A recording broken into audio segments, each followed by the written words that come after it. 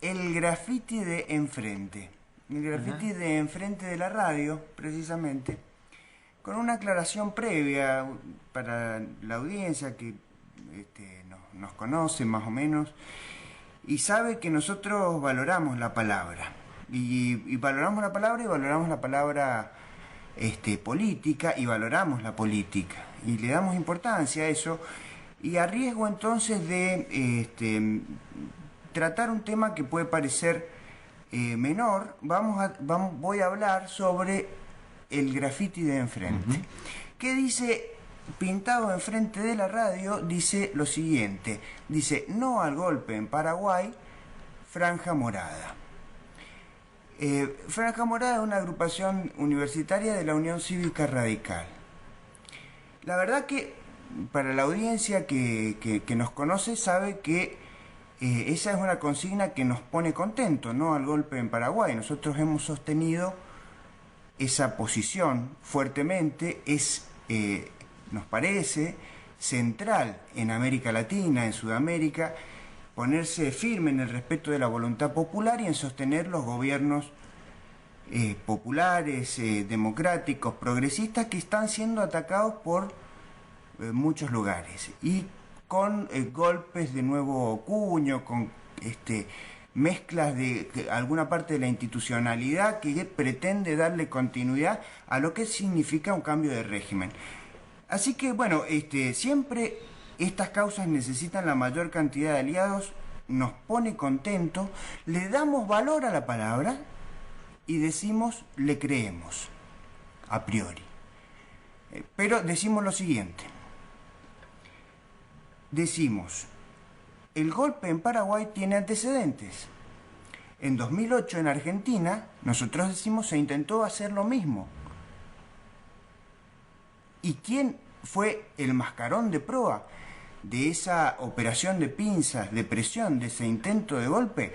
Fue el señor Cobos. ¿Y quién fue el operador político de ese armado del señor Cobos? El presidente de la Unión Cívica Radical de Mendoza e intendente de Godoy Cruz, el señor Cornejo. ¿Y quiénes están detrás de todas estas intentonas que estamos viendo en Sudamérica? La Embajada de los Estados Unidos. Siempre aparece, es más, todavía no ha condenado el golpe en Paraguay. Pero, por ejemplo, digo, para venir con fuentes bibliográficas, el libro ArgenLeaks, que son los cables de Wikileaks. Ustedes recuerdan esto que se difundió del Departamento de Estado de Estados Unidos. El libro ArgenLeaks de Santiago O'Donnell reúne un conjunto de cables de la embajada local al Departamento de Estado de Estados Unidos sobre temas argentinos. Uno de los cables se titula Sanz. Se refiere al senador por Mendoza, Ernesto Sanz. Y dice el cable, textualmente, Sanz presionó por un rol más enérgico tanto de la embajada como de influyentes inversores estadounidenses pidiendo que mandemos mensajes más duros al gobierno de Kirchner. Quieren más participación de los Estados Unidos en nuestra política interna. Esa conducta es también golpista. Entonces, a los señores de Franja Morada les decimos, tienen mucho por hacer. Tienen que pedirle cuenta a Cobos, tienen que pedirle cuentas a Cornejo y tienen que pedirle cuenta a este señor Sanz, que pide que la Embajada de Estados Unidos intervenga en la política nuestra. Entonces, bueno, nosotros creemos en la palabra, creemos en la política. Si están diciendo la verdad en ese graffiti que pintaron enfrente de la radio, tienen mucho para hacer. Puede ser una obviedad, pero para otros no. ¿Cómo funciona la embajada en este sentido, ¿no? La sede diplomática de Estados Unidos en la Argentina y en otros lugares del mundo tiene sus funcionarios que reciben a distintas personalidades del ámbito económico, político, judicial, etcétera. En esas reuniones se producen charlas que quedan registradas en estos cables, que después son enviados al Departamento de Estado y son archivados y son tenidos en cuenta porque es la información que recauda la sede diplomática de Estados Unidos en los países y que va a nutrir a el imperio norteamericano. es información clave porque es información secreta, diplomática. Por eso la repercusión que logra Wikileaks cuando difunde estos cables, porque no se conoce qué es lo que van a plantear allí las personas en estos diálogos. Cuando vos traes a colación lo que Ernesto Sanz dice, según el cable de Wikileaks, en la embajada, realmente es súper preocupante. Y hay que repudiarlo, porque no se pueden tolerar esas actitudes de la dirigencia política de nuestro país, digamos, ¿no? Teniendo en cuenta cuál ha sido la historia de la embajada de Estados Unidos, cuál ha sido el rol de Estados Unidos con los gobiernos populares y democráticos en América Latina, no se pueden tolerar esas cosas. Y lamentablemente no se conocen, porque bueno, sí se maneja en un cierto grupo, aquellos que podemos comprar un libro que cada vez son más caros, 100 pesos aproximadamente es el monto que tiene un libro, bueno, no están al acceso de todos, por eso también este medio para poder difundir este tipo de cosas, pero realmente son cosas muy graves que no están. El otro día comentábamos lo de Jorge Lanata pidiendo el apoyo de la embajada para que intercediera con empresas norteamericanas para que apoyaran la crítica de la Argentina porque él era un perseguido del gobierno nacional.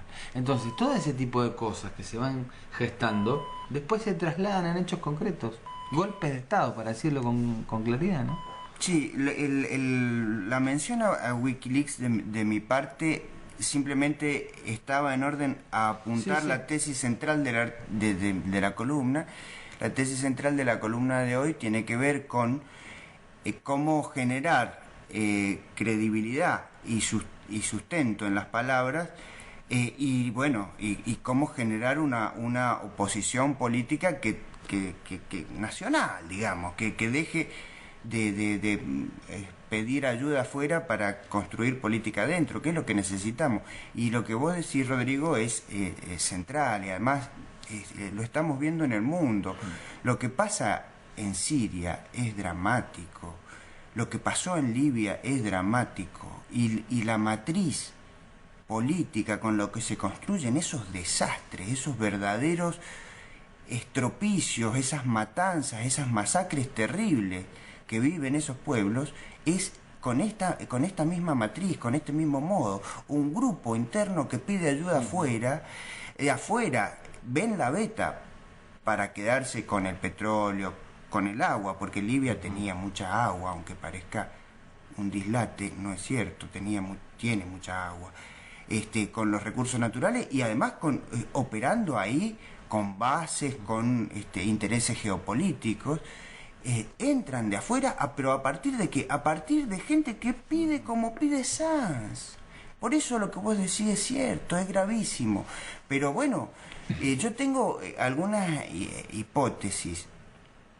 Una de mis hipótesis es que hay gente de la que pintó el graffiti que escucha esta radio, digamos, como espiando, y me parece que esta es una buena convocatoria para ver si lo que ellos dicen es verdad o no es verdad. Porque también es cierto que hay una matriz de construcción de la oposición política generada básicamente por Clarín, donde se puede decir cualquier cosa y básicamente se dice mentira. Por ejemplo, Clarín aparece preocupado por la pobreza, o por los derechos humanos, o por la contaminación ambiental, o por el primer antiminero, en fin, todo eso es mentira.